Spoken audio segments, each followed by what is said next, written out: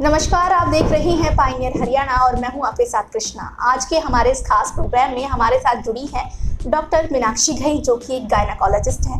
और आज हम बात करेंगे प्रेगनेंसी के ऊपर और जानेंगे कि आखिर क्या है और किस तरीके से आज का जो वक्त है महिलाओं में काफ़ी सारी प्रॉब्लम्स देखने को मिलती है। इस वक्त वो हमारे साथ जुड़ी है, तो चलिए मिलते हैं।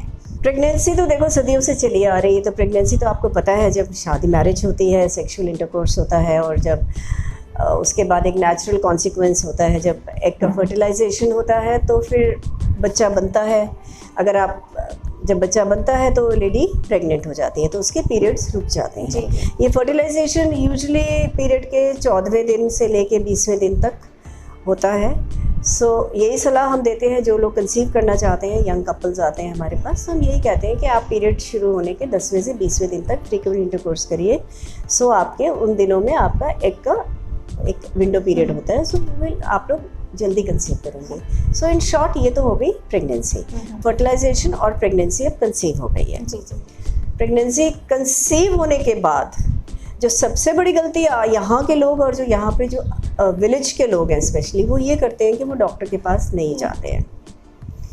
हम ये कहते हैं कि पहले 3-3.5 महीने में लेडी को पहले जैसे ही कंसीव होती है डॉक्टर के पास ज़रूर ले जाएं, जिससे वो आपका पूरा चेकअप करके आपकी प्रेगनेंसी के अलावा कोई आपको बीमारी है, आपको थायराइड है, आपको शुगर है, आपको मोटापा है, आपको हाई बीपी है, आपको खून की कमी यानी अनीमिया है, तो वो सारी चीज़ें हम एक रूटीन चेकअप में हम चेक कर लेते हैं। पहले महीने में हम सारे टेस्ट करवा लेते हैं, जिसमें आजकल प्रेगनेंसी से संबंधित हेपेटाइटिस बी, HIV और VDRL, ये अब ज़रूरी हम टेस्ट करवाते हैं, क्योंकि इनका जो ट्रांसमिशन होता है हेपेटाइटिस बी, HIV, VDRL, ये माँ से बच्चे को होता है। अगर माँ को है तो एटलीस्ट हम उनको आगाह कर सकते हैं कि देखिए मैडम, आप हेपेटाइटिस बी पॉजिटिव हैं, तो आपका जब बच्चे का शी शुड नो कि वो पॉजिटिव है। जब बच्चे का पैदा होता है तो हमको भी पता होता है कि ये बच्चा ये बीमारी हेपेटाइटिस बी या HIV ले सकता है, तो we can take enough precautions to उसको हम वहीं पर बंद कर सकते हैं। अलावा इसके खून की कमी जो कि बहुत ज़्यादा पाई जाती है, वो हम पहले ही चेक कर लेते हैं और हम उनको अच्छी डाइट की सलाह देते हैं।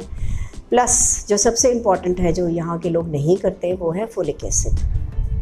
पहले 3 महीने में हम सिर्फ फोलिक एसिड देते हैं, हम कोई भी कम्प्लेक्स आयरन, मल्टीविटामिन, कोई आयरन, कैल्शियम नहीं देते हैं, केवल फोलिक एसिड देते हैं। फोलिक एसिड के 2 फ़ायदे होते हैं। एक तो ये बच्चे की ग्रोथ अच्छी करता है, सेकंड बच्चे की ग्रोथ नॉर्मल करता है। जो एबनॉर्मलिटी होनी होती है ना, किसी का सिर बड़ा होता है, किसी के हार्ट में छेद होता है, किडनी, काफ़ी हद तक ये इन प्रॉब्लम्स को भी सॉल्व करता है अगर लेडी केवल फोलिक एसिड लें। थर्ड सलाह हम डाइट की देते हैं, जो बहुत इम्पॉर्टेंट है आजकल। ये जो आजकल की यंग जनरेशन जंक फूड खा रही है, all those pizzas, momos, burgers, Maggi, Maggi का मतलब व्हाटएवर बाहर का खाना, तो उससे उनको केवल कैलोरी मिल रही है, उनको कोई न्यूट्रिशन नहीं मिल रही है। Plus all those juices, Glucon D, आप केवल चीनी पी रही हैं, आपको कोई न्यूट्रिशन नहीं मिल रही है इन चीज़ों में। तो हम बहुत सतर्क होकर उनको डाइट के बारे में बताते हैं। तो थोड़ी चूचा भी होती है कि ये बंद कर। कुछ लोगों को कंसीव करने में बहुत ज़्यादा प्रॉब्लम्स आते हैं, तो उसका रीज़न क्या होता है? सबसे बड़ा रीज़न है आजकल PCOS, पॉलीसिस्टिक ओवेरियन सिंड्रोम। वो भी एक ऐसा सिंड्रोम है जिसमें आपके अंडे बनने बंद हो जाते हैं। मैं आपको graphically I can show you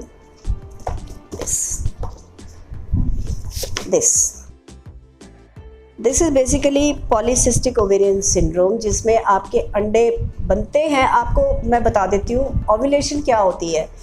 जिस दिन आपका पीरियड शुरू होता है, आपका एक अंडा चुन लिया जाता है ओवरी में, नेचर वो धीरे धीरे बढ़ता है। 10वें दिन पे वो बड़ा हो जाता है और 14वें दिन पे वो फट जाता है। जब वो फट जाता है, वहाँ से वो ये जो इसको जूम कर लो यहाँ, और वो फट जाता है, ठीक है।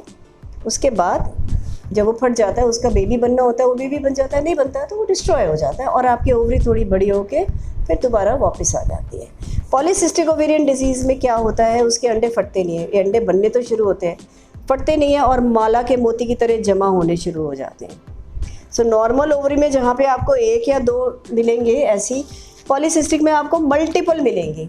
आपकी ओवरी धीरे धीरे काम करना बंद कर देती है, क्योंकि वो इतने यूजलेस एग से भरी हुई होती है कि काम ही नहीं करती है। धीरे धीरे लेडीज़ आना शुरू करती है, जी हमें तो पीरियड नहीं आया, हम प्रेग्नेंट नहीं है पर हमें पीरियड नहीं आया 2 महीने 3 महीने। इससे आपके मुंह पे बाल आने शुरू होते हैं, चेहरे पे फुंसियाँ आनी शुरू होती हैं, मोटापा। सबसे घटिया बात जो है वो मोटापा, that is the weight gain. So basically polycystic ovarian syndrome, I think जितने हम यहाँ बैठे हैं हर लेडी में, हर ऑल्टरनेट लड़की, हर ऑल्टरनेट लेडी, तो हम बैठ के यही सलाह दे रहे होते हैं, मैडम ये पॉलीसिस्टिक ओवेरियन सिंड्रोम आप लाइए अपने ऊपर। एक्सरसाइज ना करके, गलत खा के, टाइम पे ना खा के। अगर आप ब्रेकफास्ट नहीं करेंगे, लंच के टाइम ब्रेकफास्ट करेंगे, ज़्यादा खाएंगे वो पूरी वो परांठे, एक तो हमारा शुद्ध हिंदुस्तानी खाना, वो पूरी परांठे, देसी घी, तेल, मीठा और बाकी जैसे मैंने बताया जंक, और उसके बाद ये सारा दिन आपका चटर पटर चलता रहता है, फिर आप एक्सरसाइज नहीं करेंगी तो क्या होगा? आपके बैंक बैलेंस की तरह शरीर ही फूलेगा ना। जहाँ आपका शरीर फूल गया तो आपका पॉलीसिस्टिक ओवेरियन सिंड्रोम, पीरियड बंद, 9 बच्चे, फिर मुसीबत शुरू। सबसे बड़ी प्रॉब्लम आजकल ये आ रही है। जो वेट होना चाहिए प्रेगनेंसी के टाइम पे वो कितना होना चाहिए? आइडियली कहते हैं BMI 22 का मतलब होता है, यहाँ हमने एक चार्ट लगा रखा है, if you can focus on that. BMI 22 का मतलब है कि एक एवरेज 5 फुट 4 इंच की जो लेडी होती है, या 5 फुट 3 इंच की लेडी का वज़न 55 से 60 किलो होना चाहिए, पर वो होता नहीं है। तो ये हम BMI हम उनको बताते हैं कि आप वर्जिश करके, खाना ढंग से खा के, टाइम पे खा के, बढ़िया खाना खा के, that is high protein, low calorie, low sugar, ये करिए और अपने को नॉर्मल लाइए, आपके अंडे बनने शुरू हो जाएंगे।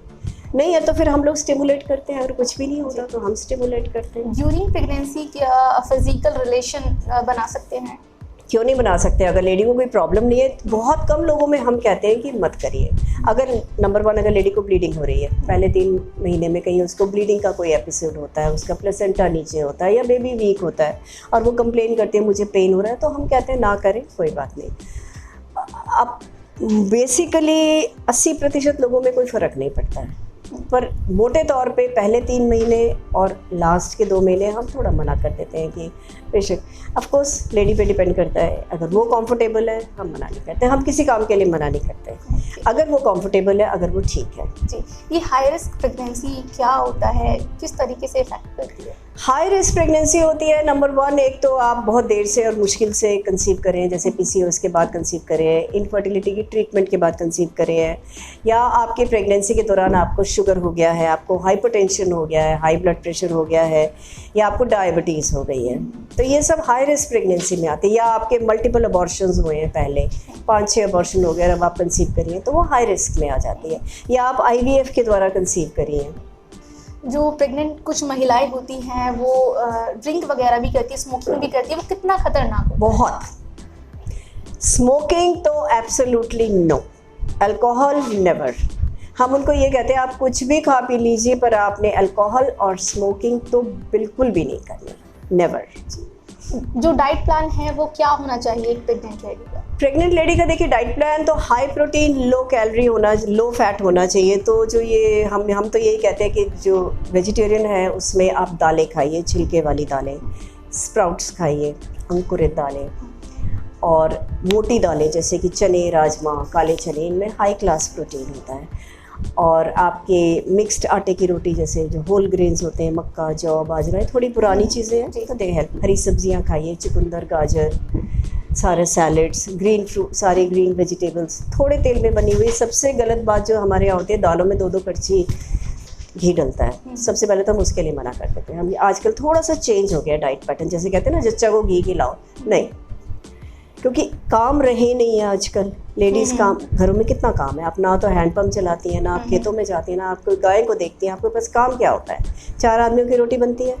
तो उसके लिए ये सब हम सबसे पहले तो हम कहते हैं आप हाई प्रोटीन में दालें खाइए, दूध लीजिए, दूध का भी हम कहते हैं मलाई उतार लीजिए, दूध, दही, लस्सी, पनीर सब लीजिए, पर उसमें एक्स्ट्रा शुगर, एक्स्ट्रा ऑयल कम कर दीजिए। Very healthy diet. तो जैसा कि अभी आपने बताया घी नहीं लेना चाहिए, क्या जब बच्चा हो जाता है, डिलीवरी हो जाती है, उसके बाद भी उसके बाद क्या करेगी वो? घी खा के मोटी होगी?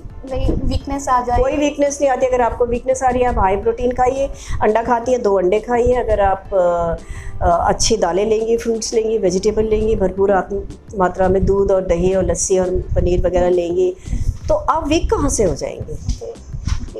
अक्सर ऐसा देखा जाता है जो बच्चा 9 मंथ में होता है, लेकिन कुछ लोग पहले ही बच्चे को जन्म दे देते हैं, 7 या 8 मंथ में इनको बेबी हो जाता है, तो उसका क्या रीज़न और वो कैसे किस बात की तरफ इशारा करता है? देखो, प्री मेच्योरिटी का एक तो कॉज होता है कि लेडी का यूट्रस वीक है, तो शायद उसको बच्चे को संभाल नहीं पाया, सो प्री मेच्योर हो गया। एक होता है कि प्री मेच्योर क्यों हो गया कि उसको हमें डॉक्टर कई बार प्री मेच्योर डिलीवरी भी करनी पड़ती है। अगर उसका बीपी इतना हाई हो गया है कि वो झेल नहीं पा रही है, तो बेबी को निकालना ही बेस्ट होता है, क्योंकि फिर ना तो माँ को प्रॉब्लम होगी, बच्चे को भी होगी।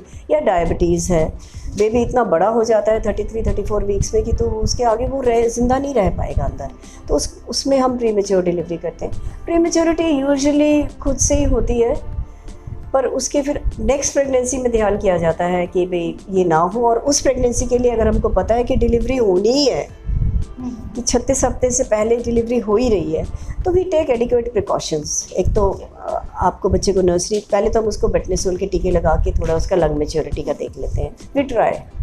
डॉक्टर, ऐसा भी होता है कि सब कुछ नॉर्मल चल रहा होता है, लेकिन एंड मोमेंट पे जाके जो बच्चा होता है वो सिजेरियन होता है, ऑपरेशन होने की नौबत आ जाती है। ऐसी क्या चीज़ें होती है कि जो ऐसी कुछ प्रॉब्लम्स क्रिएट हो जाती हैं? देखो, ऑपरेशन कोई डॉक्टर करना नहीं चाहता, क्योंकि बहुत बड़ा हैसल होता है वो, ठीक है। इमरजेंसी ऑपरेशन तो तभी होते हैं जब बच्चे के गले में नाल होती है, बच्चा नीचे नहीं आ रहा होता है, तो आप खींच के तो बच्चा ला नहीं सकते, ठीक है। सबसे कॉमन कारण आजकल ये। नंबर 2, बच्चा बहुत भारी होता है। वही जो हम बताते हैं ना, घी, तेल, मीठा, चीनी, लड्डू, हलवे जो हम लोग खाते रहे आज तक, उससे बेबी हैवी हो जाता है।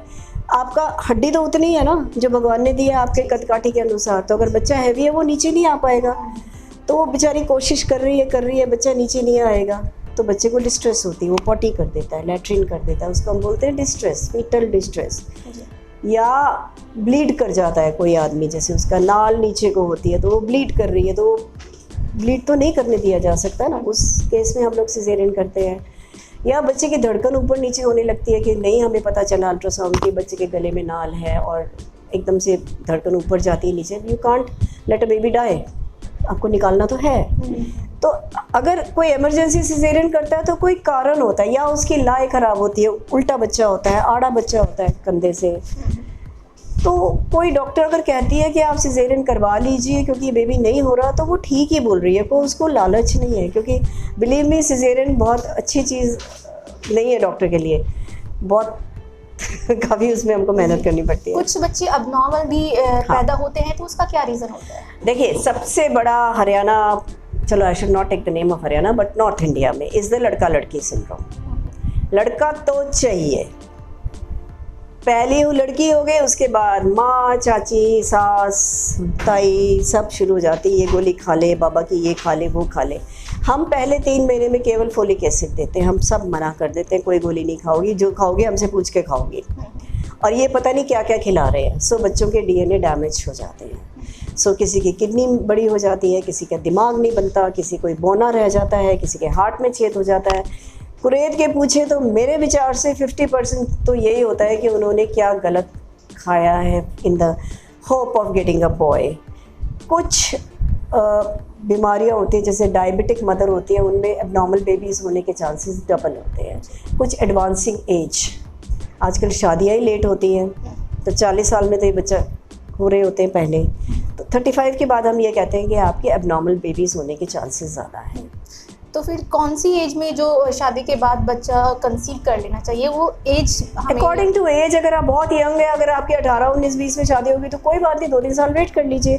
अगर आपने शादी 30-35 में करी है तो you should hurry up. Okay, तो कब कब डॉक्टर से कंसल्ट कराना चाहिए after? I told you, after conceiving सबसे पहले तो फर्स्ट विजिट तो हो ही जानी चाहिए। हम तो एवरी मंथ बुलाते हैं। इन हाई रिस्क प्रेगनेंसीज हम जल्दी बुलाते हैं, थोड़ा हफ्ते के हफ्ते। और उसके बाद यूजुअली महीने के महीने बुलाते हैं, लास्ट के 1.5 महीना हम हर हफ्ते या हर 10वें दिन बुलाते हैं। तो उससे हमको, क्योंकि बीपी हमेशा लास्ट के महीने में चढ़ता है, शुगर हमेशा लास्ट के महीने में, कई बार एकदम से हैवी ज़्यादा हो जाती है, तो ये डिपेंड करता है। अगर आपकी हाई रिस्क प्रेगनेंसी है, आप ब्लीड कर रही हैं, आपका बेबी वीक है, आपने अल्ट्रासाउंड कराया, बेबी वीक है, नॉट वेरी हेल्दी, तो हम जल्दी बुलाते हैं, उसको डिपेंड करता है। बट अमूमन yes 1 month apart is fine, 20 days to 1 month apart is fine। Doctor, जो लेडीज़ ये एपिसोड देख रही हैं उनको ज़रा बताइए, अगर वो प्रेग्नेंट है तो किस तरीके से अपना ध्यान रखें और ज़्यादा से ज़्यादा क्या चीज़ है वो जिनको अवॉइड करें? एक तो सबसे पहले जंक फूड अवॉइड करिए, too much of oil, sugar, नमक अवॉइड करिए। नमक से आपको हाई बीपी होना है, शुगर से आपको पता है आप भारी हो जाएंगी, आपको डायबिटीज़ वगैरह होने के चांसेस है, बच्चा हैवी होने के चांसेस है। फिर आप कहते हैं हमारा सिजेरियन कर दिया। आपका अपना वेट बढ़ना और ओबेसिटी के कारण जो बाकी प्रॉब्लम्स होती हैं वो होने की प्रॉब्लम है। बाहर का खाना तो हम बिल्कुल ही मना कर देते हैं, क्योंकि बाहर जो भी खाना आता है कोई बहुत हेल्दी तो होता नहीं और बहुत साफ़ तो होता नहीं है। सो स्ट्रीट साइड फूड तो हम टोटली मना कर देते हैं। जूसेस एंड ग्लूकॉन डी में हमेशा कहती हूँ आप अवॉइड करिए, क्योंकि उससे बहुत ज़्यादा शुगर है। फ्रेश खाइए, फ्रूट खाइए, सैलड्स खाइए, हरी सब्जियाँ खाइए, हरियाणा है खूब मिलता है जी, खाइए जी। Thank you ma'am, thank you.